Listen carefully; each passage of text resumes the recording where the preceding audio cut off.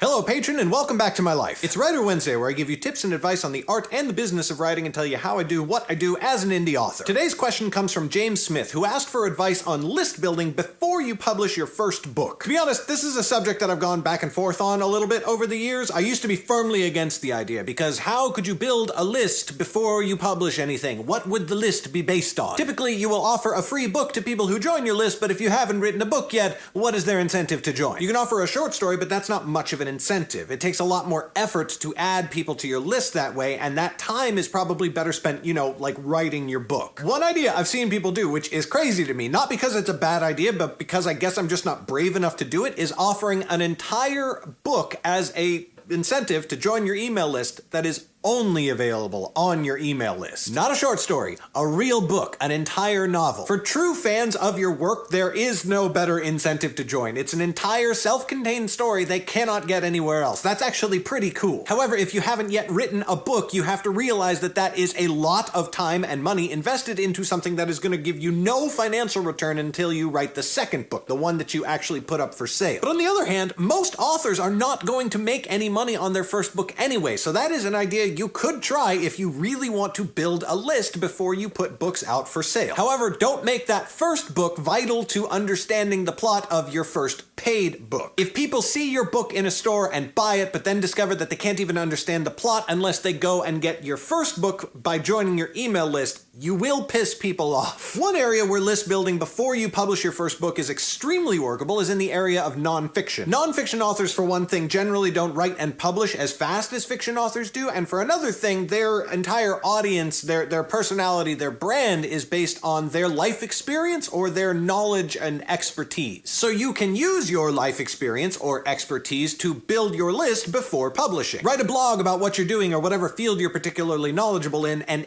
on that blog, recruit people for your email list. Also, as an expert, you can appear on other people's podcasts and other people's blogs and use that to build yourself up as even more of an authority and get even more people to join your email list. Then, when you publish your first book, you've got a built-in audience of people who already consider you an expert in your field, and they're therefore that much more likely to be interested in buying your book. And as I was thinking about this strategy, I realized that you could theoretically use the same approach to build a list for yourself as a fiction author. You could have a blog or a podcast about whatever genre you write in and put yourself out there as a sort of expert in that genre and accumulate people on your email list that way. For example, I used to do Tolkien Tuesday videos on this YouTube channel. I still want to do them again, by the way. It just doesn't make sense time-wise right now. And that attracted people on YouTube who like Tolkien. In fact, I think that might be how patron Kristen Stevens found me in the first place, and if it's not, it's definitely the way that she got her friend Jess to also watch, because of the Tolkien thing. So if I wanted to take this approach, I could contact podcasts and blogs that talk about sci-fi and fantasy, and I could pitch myself to them as a Tolkien expert and sort of get some people who liked Tolkien and would maybe join my list for that reason. And then by accumulating enough of those people onto a list, I might have an audience who would be interested in my book when I publish it, especially if I,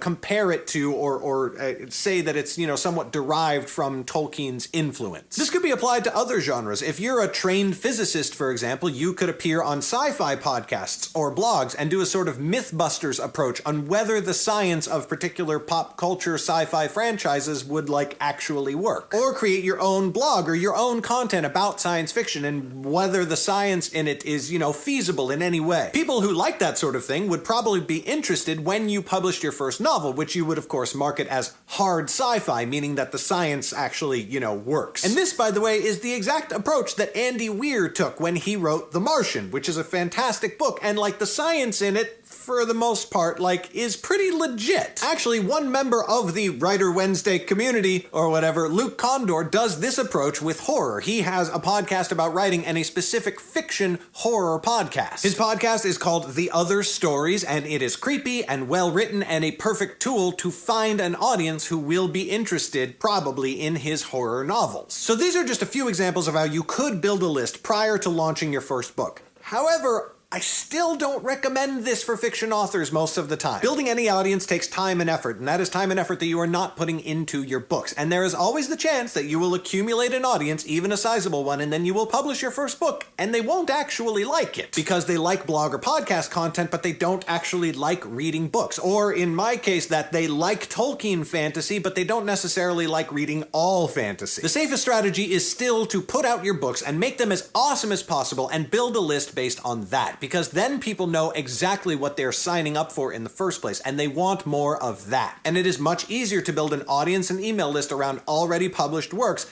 as we're going to talk about in next week's video, where I will give you my best tips on launching a new book series. That's it for this week, patrons. I want to give a big shout out to James for this awesome question. As always, please drop your questions either on the YouTube or on the Patreon. This series is for you, and I want to give you my best advice to help you with whatever you might be struggling with. In particular, I would love to know if you have any questions about craft, about the art of writing itself, separate from the business. And as I said before, if you know another writer who's still learning the ropes or trying to up their game in their publishing career, consider letting them know about Writer Wednesday so that they can get their questions answered as well. Thank you so much for watching. Thank you as always for your incredible support, and I will see you next Wednesday.